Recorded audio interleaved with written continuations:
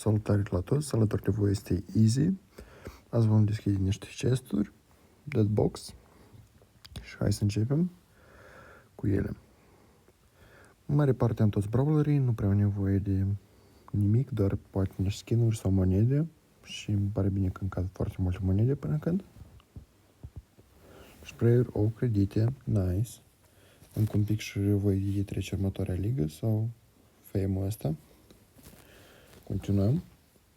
Monede, bă, principal monede. Ar fi foarte nice să-mi cadă vreo 1000 ceva un skin la El Primo. Păi skinul de la El Primo pe Halloween, ok, 29 de cristale cu asta, gemuri, tot ok. Mai departe, monede, ok. Bă, mare parc monede, e super.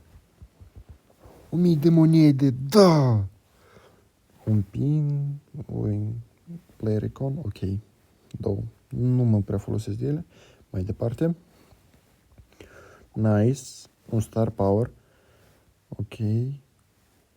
Un gadget. E destul de ok. Nu voi cheltui monede pe ele. Pin și din nou pin. Ok. Următorul. Ok, monede. Blinkuri. Da, am foarte multe blinkuri, gen nu prea am nevoie de ele, că nu le folosesc. Nu am niște skin-uri preferate. Așa. Bă, sper să mai cadă vreo 1000 de monede. Da, nimic. Mai departe, poate încă niște ceva skin-uri. Ok, 100 de astea. Monede. Ceva nou. Skin. Bă, nu-i rău. Skin-ul de Halloween la Colette. Mai departe. Monede. Nu cred că va mai cade ceva. Este. Skin la Jean. Tot de Halloween. Nice. Asta costă vreo 79 dacă nu mă greșesc. De Diamonds.